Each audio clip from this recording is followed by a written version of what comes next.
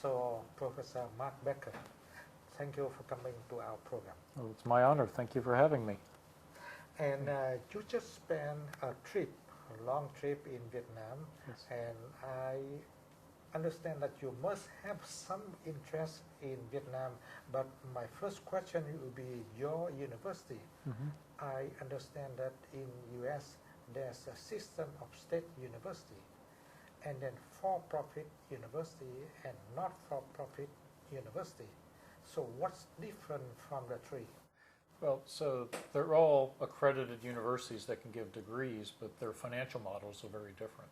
So the state universities get some funding from the state, and the objective of the state, of course, is the state wants to have a very educated population. Increasingly, as the more and more as the U.S. economy develops, we need a much larger percentage of the population to have a college education. So the state provides some funding. But even a university like mine, only about 23% of the funding for the university comes from the state. Some of our other funding comes from private sources. And so let me talk about the private universities. Some of the most famous universities in the world started this way. Harvard University, Stanford University are good examples. Those universities have a large endowment. And so whether it's been from an individual or many individuals over time, or in some cases religious organizations have made money available to create an endowment to fund a university, but not for a profit, but for the very purpose just of educating people, providing an excellent education. The for-profit universities also award bachelor's degrees, but they do it to make money. That's their primary goal is to make money. So what they tend to do is not have all the other things that the state universities and the private universities have. So the not-for-profit private universities, the state universities, also place emphasis on research, scholarship, the discovery of new knowledge, and also having programs that may not be there because they make money, but because it's important to have them, to have programs in the arts and the humanities, as well as the professions and the sciences. Whereas the for-profit universities tend to be very narrow, cover just a few disciplines, and only those disciplines where they can get a lot of students to pay. And their goal is to make money. That's why they exist. But we can say that is it true that the for-profit university tend to be more efficient than not-for-profit university? Well, I don't know that we have that evidence yet in the U.S. I think what we do know is the for-profit universities, they're not less expensive than, say, state universities, or in general, they're not less expensive. They also they may be more efficient in doing some things, but they're not necessarily. They don't have the same larger mission as these other universities. But there are some things they do efficiently. There also are for-profit universities that are economically in trouble because their economic models are not successful. So there's not one perfect model so far that we've seen. But you mentioned that in Turkey, the model of for-profit university or for-profit college is very popular. I know that in Brazil it's also very popular. But is it wrong or right if people say that we have for-profit university? Is it something wrong, or is normal doing business? Well, I don't think there's something wrong with having for-profit universities. I would say in the U.S. they are a very small part of the awarding of bachelor's degrees. What we know in the U.S. is that the for-profit universities generally have had very high dropout rates. They do not have high graduation rates. So the U.S. model is also complicated by the fact that whether you go to a private not-for-profit, private for-profit, or public university, everybody has to pay some tuition and fees. The prices may be different, but everybody has to pay. And the government provides scholarships or grants or loans. And some of the for-profit universities have been motivated by getting lots of students who can get this government money. But the data now show that those universities that built their business model on government loans for the students, we find that the students have a much higher rate of not paying back their loans, and they have a lower rate of graduating. So I'm not going to say that private for-profit universities are bad. but the models have not been around for a long time that we know that they're also very successful. Yes, But but still early days. just talking about student side, Yeah. if there's one good student, there's some qualified student to go Yeah. to any university Right. or college. So the first choice will be the state university or not-for-profit or for-profit university. Well, each student's going to make his or her decision based on their own priorities, but students generally want to go to the most prestigious university that makes sense for them. And so for some people it's geography. They may want to be either close to home, close to family, or in a particular part of the country. It also, students will pick for certain programs, and so whether it's neuroscience or accounting or medicine. So that there are many factors that come into play for how the students pick, but rarely do the best students choose for-profit universities. They're generally going to choose prestigious not-for-profit universities or state universities. Okay, and talk about a very good student, let's say gifted student. I know that in your school, in GSU, you have a new college, say, honors college. Right, yes. And you're going to attract very, very good students. Yes. What is the purpose of create honor college? Sure. So the Honors College at our university is recent. It's only a few years old. The founding dean of that Honors College is actually very famous in your country, Dr. Larry Berman. So we're very proud of Dr. Berman and his scholarship that is so well known because so much of it's based here in Vietnam. But the Honors College, before we had the Honors College, we had honors programs. So the business school had their honors program, and Arts and Sciences had a program which provided some special courses for their students. The Honors College was created, and Dr. Berman was recruited to lead it, to provide a very rich experience. And this is, so, you know, this is also comes into this question about the for-profit universities. The for-profit universities tend to teach knowledge, whereas at the universities, like a state university or a not-for-profit, we tend to have a larger experience. It's not just the classes, not just the material in the books, but other experiences that provide a broader education for the person, preparing that person for life, not just to learn the facts and what's in the books. So our Honors College provides some special classes for just honor students. So those are small classes, just a few students with the professor, and all the students are honor students. So these honor students are going to be very accomplished students. They're very smart, but they also work very hard. And so they will have classes with this group of students who will challenge each other and push each other to learn more. You know, you get better by who you study with. But in Vietnam, we also have a system we say school for gifted, school for excellence. Right. But there's some kind of criticism that you are creating a system at a higher level for richer students, for richer family, Right. that they are well prepared, or you create a class for people with more intelligence. All right, so our honors college enrolls students who come from wealthy families, but also from very low income families. So it is not set up to select just the wealthy students. It's set up to find those students who are very intelligent, regardless of how much money their family has, and who work very hard. I should also say that the honors college is it's part of the university. So the students in the honors college also take classes with the other students. It's not, you know, there are special programs for honor students, programs to help prepare them, for example, for competitions like the Rhodes Scholarship or the Fulbright Scholarships or the Marshall Scholarships or Truman's. These are very prestigious scholarships that students compete for across the U.S. And the Honors College helps identify students who will be competitive to win those. But they also take classes with everybody else. And so the Honors College is an extra value added for this group of students. But they're not all the rich students. They come from all incomes. But they still work with normal students. Yes. Still taking class with the normal students. Yes. Still live as Still, normal students. yeah. You don't create a different class that people feel more prestige, more arrogant. No, they get some more resources. They have some more opportunities. They all have opportunities to study abroad. Yeah. They all have opportunities to work with faculty on their research and scholarship. Other students have these opportunities too, but every honors college student is expected to take advantage of these opportunities. Any distance created between normal student group and the prestige student group? Not that I've seen. Nobody has ever said there's a problem. Yeah. The students, for example, right now I'm working with just a small group of 10 students that I will lead on a trip at the end of May to actually go climb a mountain, a glaciated mountain.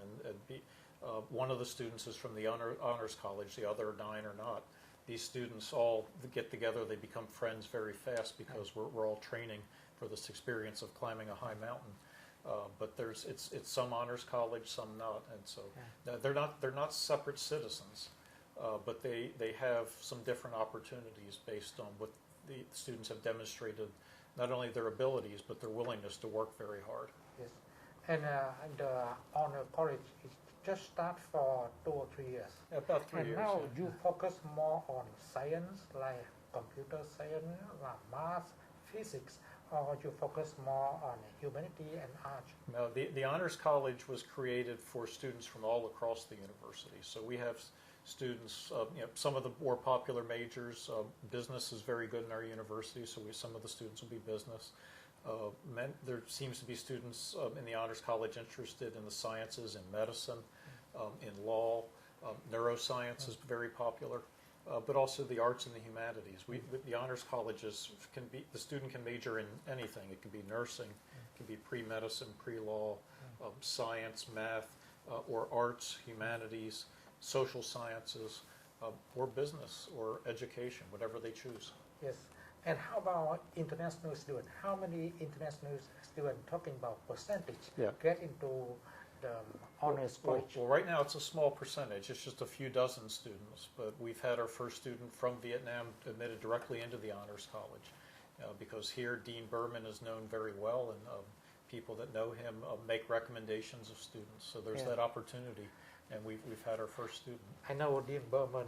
He knows a lot of Vietnamese, and I hope that in future there's more and more Vietnamese to get into the honor college. But ultimately, what you're looking for this college, because I think that you are spending money rather than making money from this college, like your investment here, and what you look for the achievement, accomplishment in next 10 years or 20 years. Well, yeah, it's certainly an investment. It's an investment to create a unique and very special opportunities for these students. And the return that we expect on that investment is these students are going to perform at very high levels. Some of them will become Rhodes Scholars or Truman Scholars or Fulbrights or Marshalls. Many of them will go on to graduate school and become professors or doctors or lawyers. But there will be others who will become business people, maybe start the next Google or Apple. You never know. We can't program it.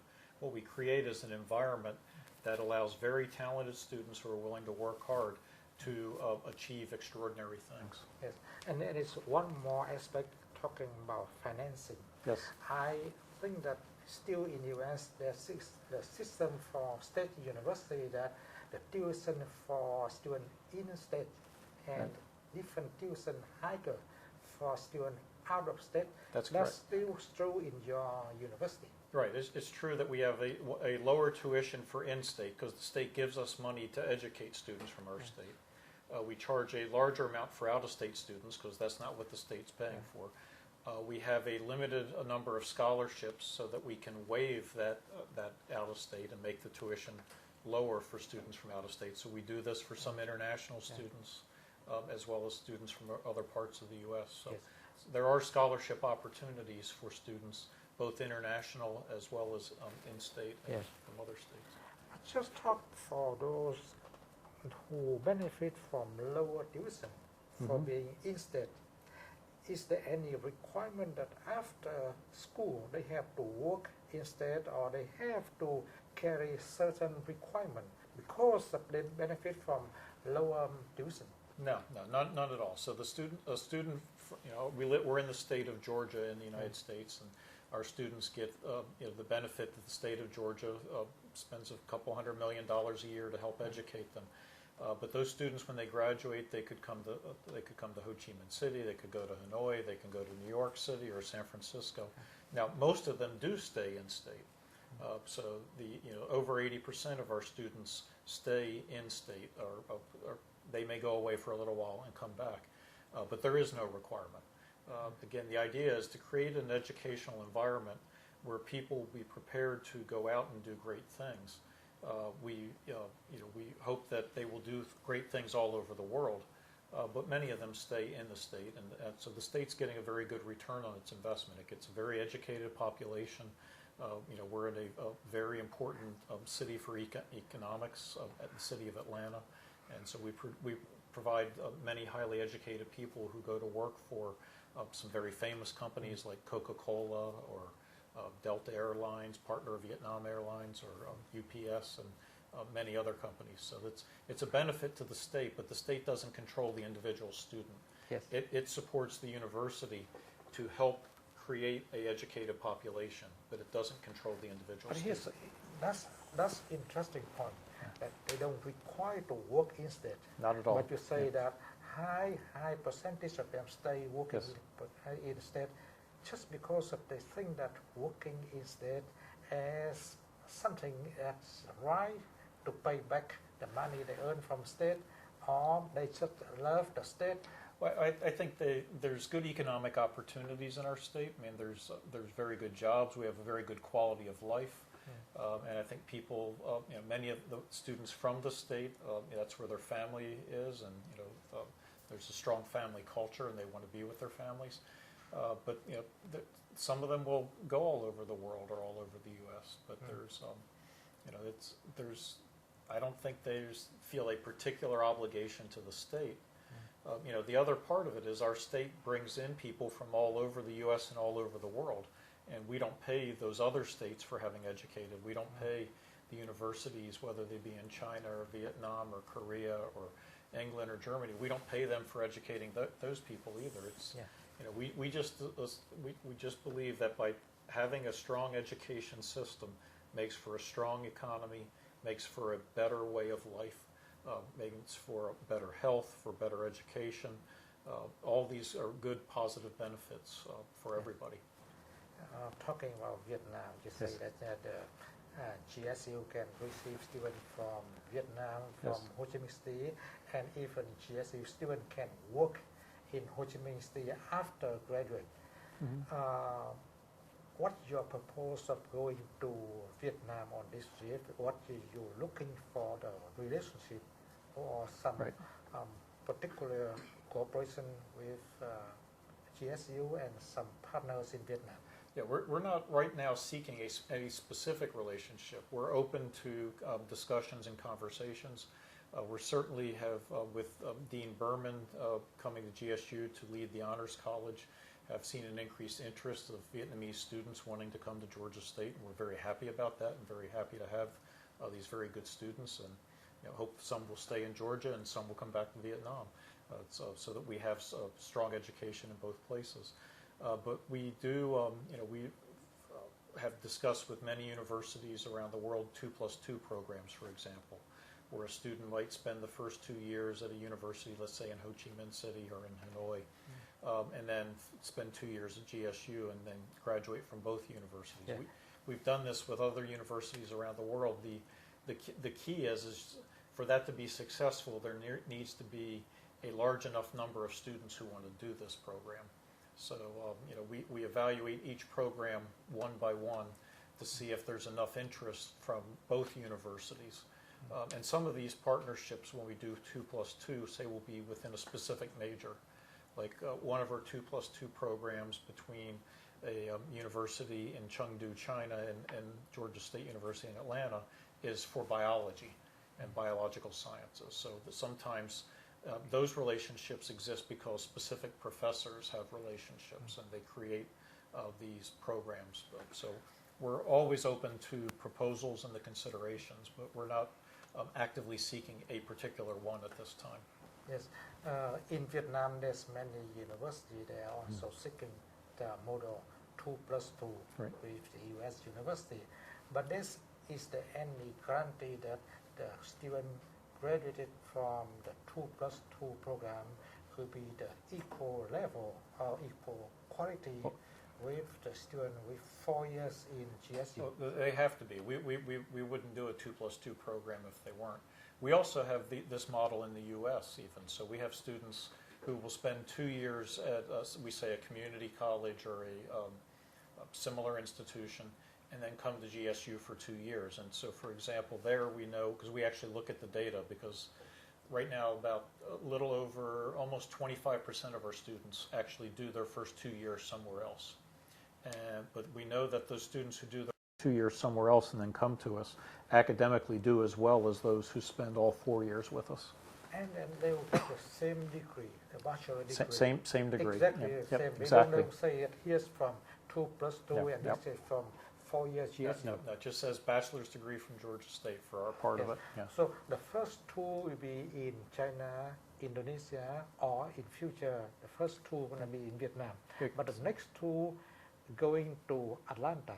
So that's study, one. but right. they will see be different group, separate group, or they will stay together with other Americans. Study together with everybody else, and so having strong English language skills is absolutely essential, because they'll be in classes that will all be taught in English, and that will be with students from could be students from all over the world. I mean, we have about 1,500 international students at Georgia State, so every class there's likely to be other international students, but everything's in English. So another model that seems to be very popular and in some cases seems to be preferred by our international partners is 3+2, or we call it 3+1+1.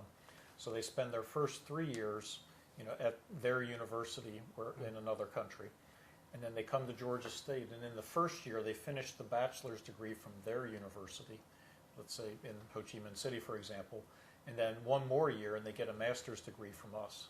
So in 5 years, you get your bachelor's degree from your home country, and you also get a master's degree from us. So we're able to do this in some majors, and that seems to be very popular because it allows for the student to do most of their education at home, and then with their 2 years in the U.S., instead of just having 2 bachelor's degrees, they now have a master's degree. And Professor Becker, you know that in Vietnam each year, Vietnamese family spend over $1 billion for student study in U.S. first choice, and then England, and then Australia, Right. and many countries around the world. We don't have many opportunity talking with one president of one university like talking to you today. If you want to send one message, we want to send one advice to students who are seeking study abroad, what would be the message you send to them? I think the main message is to be prepared for studying in the U.S. So to not only be strong in the academic disciplines, but to also have the strong English language skills to be able to take classes with students who speak English as their first language. Because with strong English language skills and a strong motivation in the heart, they will do very well. And they are ready to be treated normally like other students, or they expect that your school will treat them very special way or give them some special preferable? We have an international office to welcome international students and to help them make the adjustment, because when you change countries, you change cultures. It's not easy, but we make it fun. So we try to match up the new students with students from other international students, including students from their own country, so that they can help with that transition. Just little things like the food is different, where you go to buy the food, how you can prepare the food, these sorts of things, transportation. So our international office tries to receive all of our new international students and help them make that transition. So there's that support for them. But at the same time, their classes will be with all the other students. They will live in the same residence halls as the other students if they choose to live on the campus instead of an apartment. So they're special. They have some special treatment, but they are part of the larger university. And that's, that's the best part of the education is to be able to learn from people different from yourself. Yeah. I have some friends, they studied in Atlanta, or from Emory or Yes. from GSU, and when they return to Vietnam, they very, very happy with the time living in Atlanta.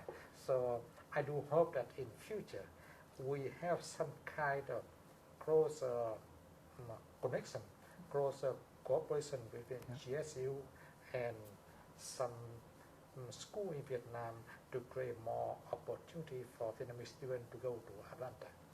We think that would be very wonderful, and we think, to continue to strengthen the relationship between Vietnam and the United States is good for everybody. So thank you for your time, and I hope that we'll meet again in future. Thank you. I appreciate it very much. It's a pleasure to be with you. Thank you.